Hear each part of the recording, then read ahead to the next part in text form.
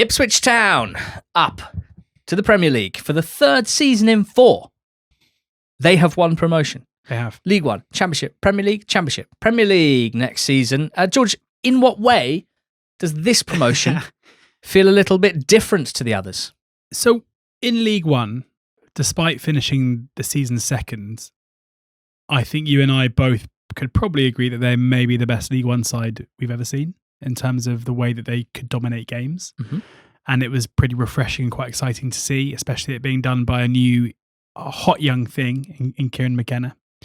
And then in their championship season, they were the team who managed to go back-to-back. And they were a team who didn't change that much from League One to Championship, who were a breath of fresh air and were the disruptors when it came to a period of time where parachute payment teams were consistently getting promoted out of the Championship back into the Premier League again.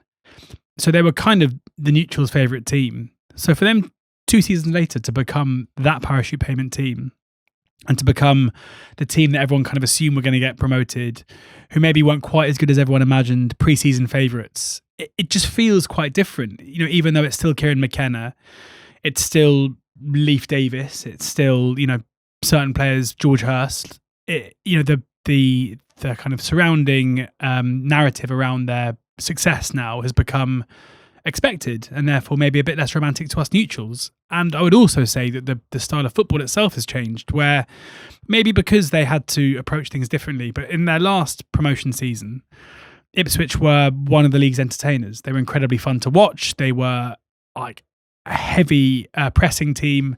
Their games regularly spiraled into crazy scorelines, especially at Portman Road.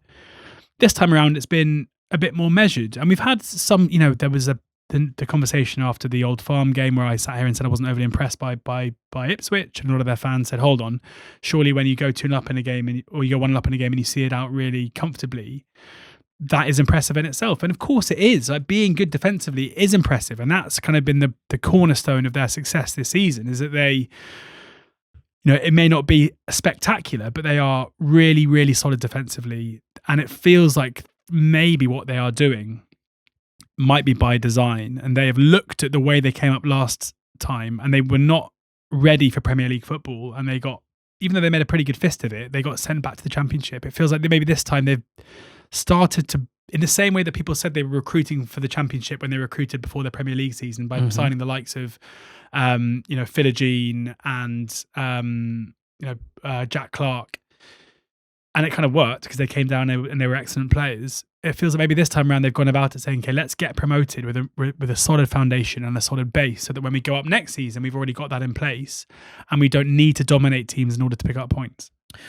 So it was interesting summer for them because they obviously came back to this level as big dogs, parachute payment havers, with, you know, the ability to drop quite a lot of money on a squad. And the way that neutrals in the league looked at them was very different. I imagine that was quite weird for Ipswich Town fans who, you know, that they haven't had this status for maybe 15, 20 years now. But they had that status. They're there to be shot at. People didn't want them to succeed because the very fact that they had parachute payments turns a lot of people off. They spent some of that money, or quite a lot of that money in the summer. It was fairly hit and miss recruitment. I mean, Sindre Egli, they broke the championship record on him. It wasn't even in the squad on final day. It was available, not in the squad. So hasn't impacted things this season, but is so young that I'm certainly not judging that as a bust just yet when you sign a player of that age. Whatever the transfer fee, I think it's fair to give him some chance to kind of bed in. Casey McAteer, there was a lot of focus on the outlay on him at probably 10 million quid, something like that. Had some impact, particularly towards the end of the season, but only played 14 90s, no massive impact. It was Azor Matosiwa, who's easily their best signing, Marcelino Nunez as well, joint best signing, if you like.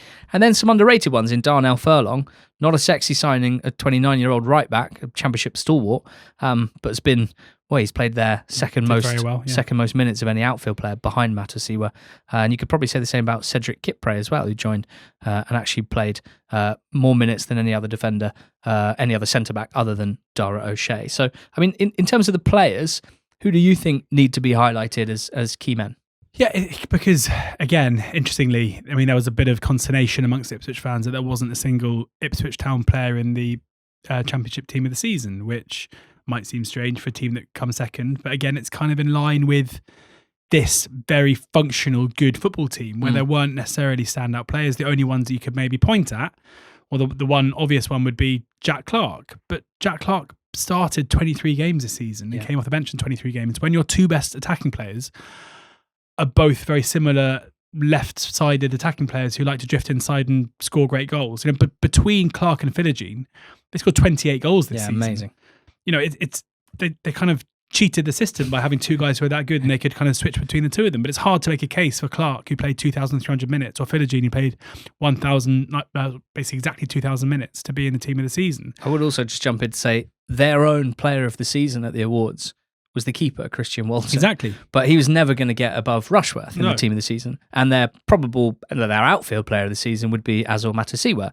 And Matt Grimes, the captain for the champions, and Hayden Hackney, the best player in the league. Exactly. Who I thought Ipswich were going to sign last summer. I was looking back at some of my 1 to 24 prep. And at the time we recorded, Hackney was heavily rumoured to sign for Ipswich. Imagine if that had happened. Wow. And it's so different to last time where Connor Chaplin had a phenomenal individual season. Leif Davis was the best left back in the league by miles.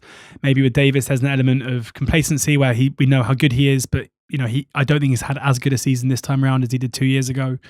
George Hurst has led the line really well, but he's not an out-and-out goal scorer, so he's never going to really get the headlines that he deserves. Azon's, deputised pretty well from where he's needed to. As you say, Nunez has done well and been a good player for them, but 24 starts, 12 sub-appearances. Because they've got such incredible depth across their squad, it means they're able to basically chop and change. And it's only Matasiwa, who started 45 games this season, and then Dara O'Shea, who's been, he's probably the one who would have the strongest shout for being involved in a team of the season, who's been ever present in this campaign and has been very, very good as part of a very strong defensive unit. He would probably be my headline outfield player in terms of that. So that, again, they've been so good. They've been so solid and so dependable for the most part without being flashy. And that kind of explains why there aren't necessarily the headliners, but it's just an incredible team performance. And what of the manager?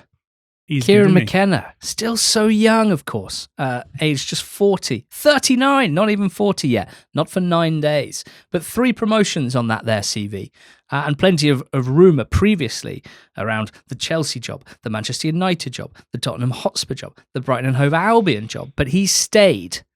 Will he be there next season, do you think? What next for him? Where's he at stock-wise? I think the silly way that football works means that relegation probably means that he won't be linked to those jobs again, which is, in my mind, ridiculous. Because if you're a promoted team out of the Championship and you get relegated the next season, it doesn't mean that someone is a bad manager. Ask for Vincent Kompany, or maybe you won't because he's a bit busy tomorrow night. So it's I don't think he'll be linked to those jobs. I think there's probably, I would love to know whether he wishes he'd moved.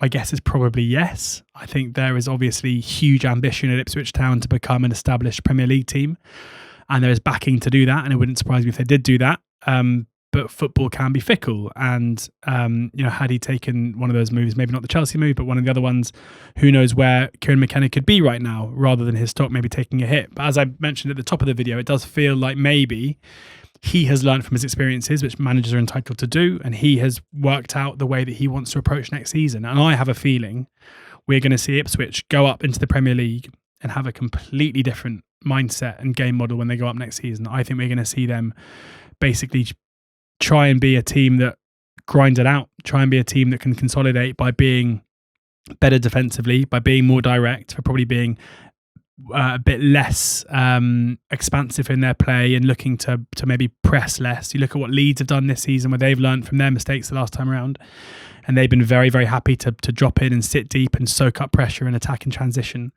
And I reckon that might be what we see from Ipswich. And I think if McKenna does stay there, it'll be a benefit to him, because we'll see another string to his bow. But similarly, from a selfish perspective, the best thing you can do as a manager these days for your stock and to attract the big clubs is to play high possession, high intensity football, which isn't the best way for him to carry out his job of keeping Ipswich up. So, my impression of him as a manager has improved this season. I think he's done an amazing job to take them up again. It's not easy. I know it's kind of expected by some, but managing teams and getting them out of the Championship and winning, automatic promotion for the third season in the EFL is an amazing achievement from him. And I think Ipswich fans will be hoping that the rumours aren't around and that McKenna is still committed to being the guy that establishes Ipswich Town as a Premier League club again.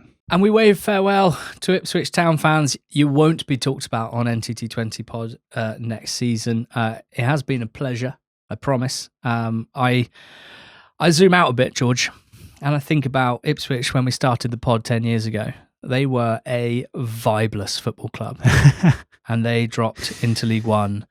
And it didn't go immediately very well in League One either, didn't it? And it's cool to be able to have covered these leagues so closely for 10 years and sometimes just step back from the here and now, from the one season that we're looking at so closely, and just look overall and say, what a sensational transformation of a vibeless club to one that is now vibrant. I mean, it really, really is. And it's just fantastic to see a team that has only lost 4 of its last 80 home league games in the EFL. That is pretty unbelievable. And not more than 1 per season over the last 4 seasons since Kieran McKenna took over. So cheers. Go well, Ipswich. Hope not to see you again soon. Nice one.